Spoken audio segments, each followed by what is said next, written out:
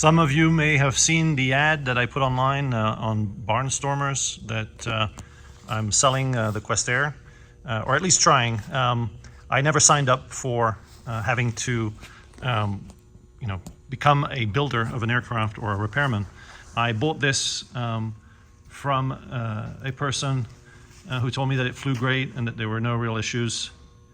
And I sent someone out to inspect it and fly it back from me, and I acquired it thinking this would be an airplane that I could fly, and I've owned it for 2 years now, and I haven't flown it one bit, because the first issue they had after arriving here in Albuquerque was the gear, nose gear didn't retract properly, and that was due to the strut not extending enough for the nose gear to get underneath the airplane.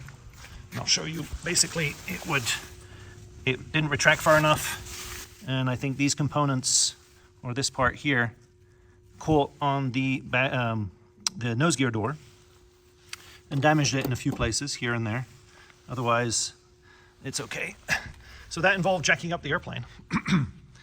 And during that process, where I was advised to jack it up and hold the tail down via a cast aluminum tail hook, which I felt was flimsy, and despite all my inquiries, I was told, no, that's the way you do it. And this cast aluminum tail ring here sheared, and the airplane fell on its nose. That resulted in the spinner being damaged, which I had to replace, and also the cowling needing a little bit of work. And as you can see here, it's it's damaged, but it's back in shape, and it just needs finishing and all that good stuff. But had the engine dial gauged, and everything was fine.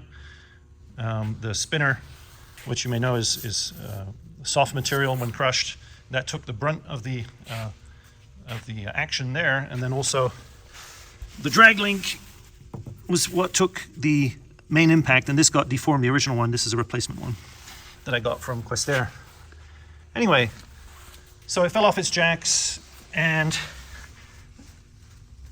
it scraped here underneath the wing on this side, a little bit of a dent, but nothing that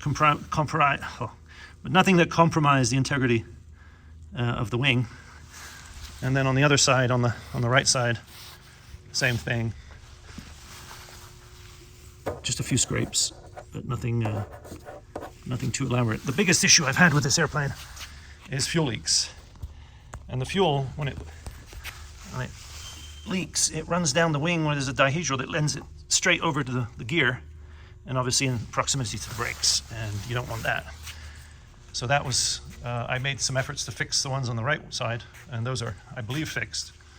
But on the right side, the leak is originating from in between the space between the fuel tank where it ends here, there's a wet wing, and this area here against the fuselage.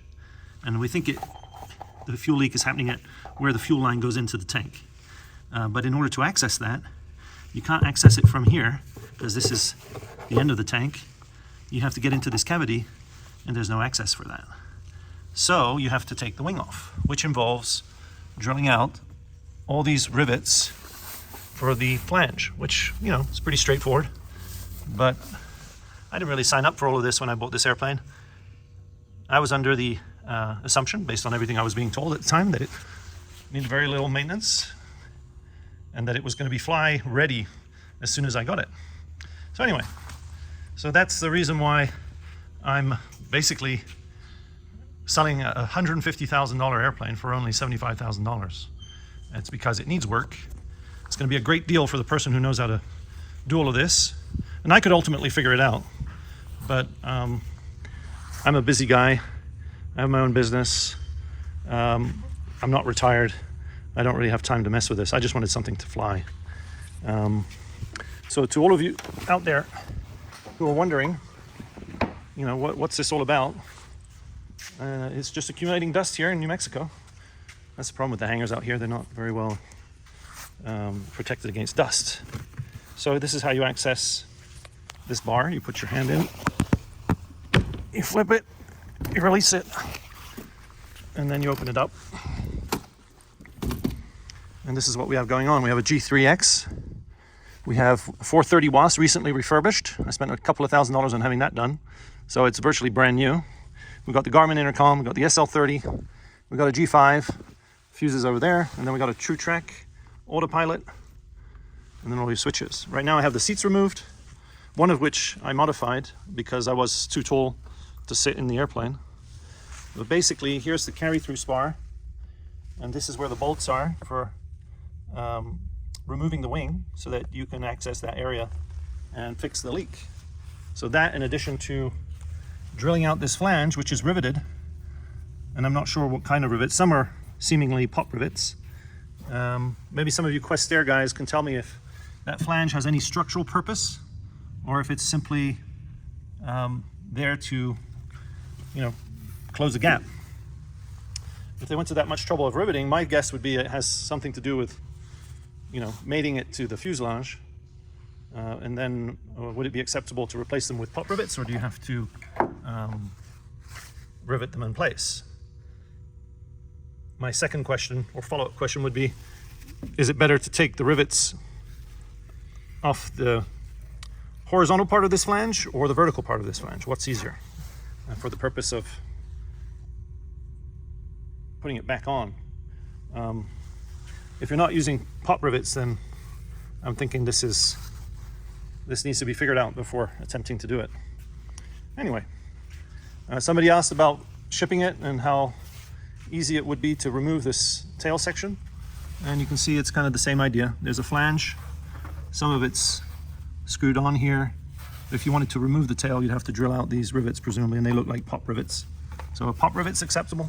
I'm hoping so. So there you go. That's the update on the Questair Venture, the Flying Egg, the Exterminator. I've got a lot of other stuff going on. I bought a Mooney recently, and I'm going to update people on that. And the Mooney I'll be able to fly, whereas this is not flyable right now. So to all of you who've seen either the ad on Barnstormers or read questions, this is available for sale for $75,000 asking price. It's as is where is. It has all the stuff that I got with it, and but it's not for someone who doesn't know what they're doing. You need to be mechanically inclined to own one of these, and that was my big mistake. Is I'm not mechanically inclined. I should have realized my limitations. Just like when you go flying, you should always realize what your limitations are so you don't get yourself into trouble. Well, this is going to cost me $75,000 at least, but it has to go.